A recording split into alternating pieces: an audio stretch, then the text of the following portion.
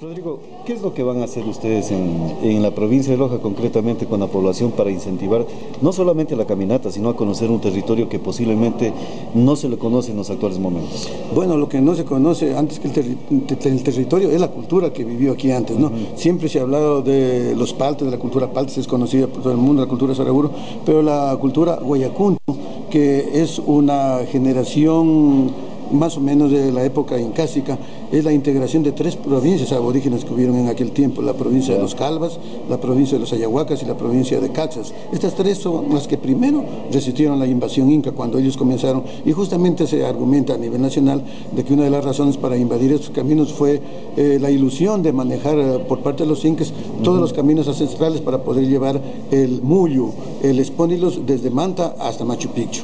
Ahora, por ejemplo, estamos hablando de que hay la posibilidad de recorrer los 270 kilómetros y algo más, pero en 7 días, ¿qué significa? ¿Qué significado tiene los 7 días o es simplemente un número al azar? No. O sea, este recorrido que nosotros lo vamos a hacer es con la finalidad de conocer a nuestros pueblos. O sea, se desconocen muchas cualidades, se desconocen sus tradiciones, sus costumbres, respetar la manera de cómo cada uno de ellos piensan, porque así podemos vivir en armonía, inclusive con la naturaleza. Ver nosotros de qué manera podríamos contribuir nosotros a la conservación de la naturaleza que se está destruyendo, y qué podemos ofrecer nosotros, qué hogar podemos ofrecer a quienes vienen posteriores generaciones. Entonces nuestro objetivo es vivenciar, ver cómo se ha destruido y qué podemos hacer, no solamente criticar, sino dar alternativas de solución. Dentro de los caminantes va gente muy conocida a nivel mundial que han recorrido el Capañán, que han sido los que han descubierto, inclusive ellos, la mayor parte de las ruinas. Tenemos Felipe Varela, que es una persona que ha recorrido, yo creo, cuántas veces ya el Capañán completo, y él viene justamente a esta parte a volverla a recorrer para darnos alternativas de turismo comunitario, por ejemplo. ¿Simplemente alternativas de turismo o reconstruir parte de una estructura que está allí latente? Ese es el sueño. ¿Ese es el sueño de quién? El sueño es tratar de todos nosotros, de todos. Pero quienes... se habla de los municipios, por ejemplo, que están respaldando esto. Ahora están comprometidos los municipios de lleno, todas las instituciones municipales están comprometidas, y el objetivo es que dentro de las resoluciones que tengamos en Carimanga, luego de recorrer, cada municipio se comprometa en revalorar y reconstruir esta arteria vial, que servirá como un camino turístico también y va a generar recursos a quienes viven en el sector rural. Estamos hablando de los caminos antiguos que comunicaban el Tahuantinsuyo, los pueblos más antiguos del Tahuantinsuyo. Nosotros estamos hablando de pueblos ancestrales, es decir, antes del Tahuantinsuyo, antes de la vida de los incas, ¿no es cierto? Entonces, esos caminos ancestrales son los que los incas los vinieron a invadir, y luego ellos los reconstruyeron, los ampliaron, y posteriormente se los ha utilizado por la construcción de las carreteras donde en la actualidad se están utilizando, no todos, por cierto. La ruta escogida, ¿qué significados históricos tiene, por ejemplo? Ya, la ruta que estamos haciendo nosotros, tenemos dentro de la red vial, hay dos redes de caminos reales principales, uno que viene por Amaluza y llega hasta lo que es Cuenca, y el otro que pasa por Cariamanga y pasa por un lado de Catamayo y pasa nuevamente a Cuenca. Entonces, estos dos caminos, esta red vial que eran las principales, la una llamada Topa Inca y la otra llamada Tupayupanqui, están unidas por una red transversal que unen Cariamanga con Catamayo a través del puente Inca que hay, y luego pasa a Cuxibamba. Entonces, esta es la historia, o sea, tratar de recorrer ese camino que unía un camino real con el otro camino real. Ustedes hablaron de una cosmovisión en este recorrido, los 170 kilómetros. ¿Qué cosmovisión puede ver el visitante, el que va a ser el expedicionario de esta ruta? Bueno, van a participar ellos naturalmente de los diferentes rituales que se van a hacer tanto en Saraguro como en la ciudad de Cariamanga. Sería la primera cosa, ¿no es cierto? Conocer su manera de pensar, sus criterios, de cómo ven ellos el mundo. Y lo otro, ver sobre todo lo que había hablado yo de la astronomía que hay, el manejo astronómico que hay, para nosotros haber escogido esta fecha del 21 de junio. ¿El manejo astronómico de los sitios o de los lugares?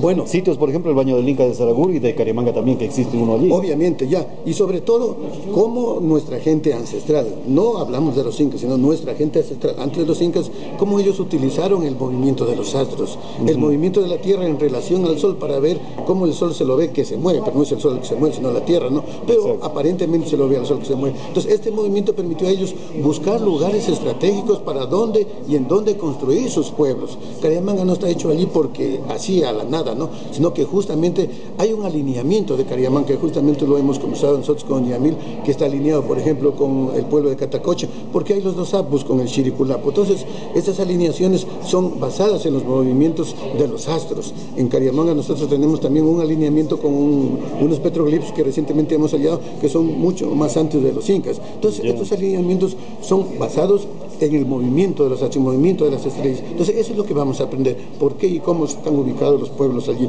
Hay inclusive una sombra que provoca el Cerro Ahuaca en el solsticio y en el equinoccio, de tal manera que produce una sombra de una pirámide, y la punta de esta pirámide es la que se va desplazando de pueblito en pueblito, que están como por ejemplo Cascajal, Cuinuma, el Ahuaca. Son 3 iglesias construidas posteriormente ya en la época incásica, pero que por esos pueblitos que construyen, por ahí pasa justamente el vértice de esta pirámide. Eso es lo que van a ver los expedicionarios. Eso es lo que vamos a ver todos los que vamos a estar allí. Por ejemplo, el día del solsticio, cómo aparece el sol y cómo el sol comienza a iluminar el cerro. ¿Hay invitación para los científicos en este sentido? Hemos hecho nosotros una invitación amplia por la internet, pero algunos amigos, como por ejemplo Cristóbal Cova, lamentablemente no puede estar con nosotros, que fue la persona que nos dio las pautas para nosotros entrar en este tipo de estudios. Él está haciendo el lanzamiento de un libro justamente sobre el movimiento de la Tierra, que no la comparte, que conforme ahora se la... El Ahuaca es una montaña muy peculiar en el sector, en ese sector territorial.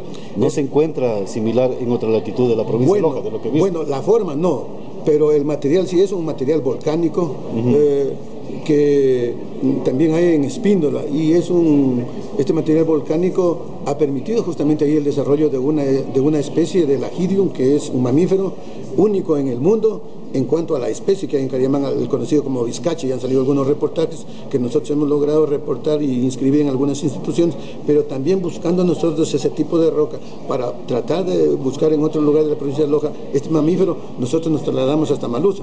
En Amalusa hay una roca del mismo material, la misma forma del redondo, y hallamos nosotros justamente ahí vizcaches. Perfecto, gracias.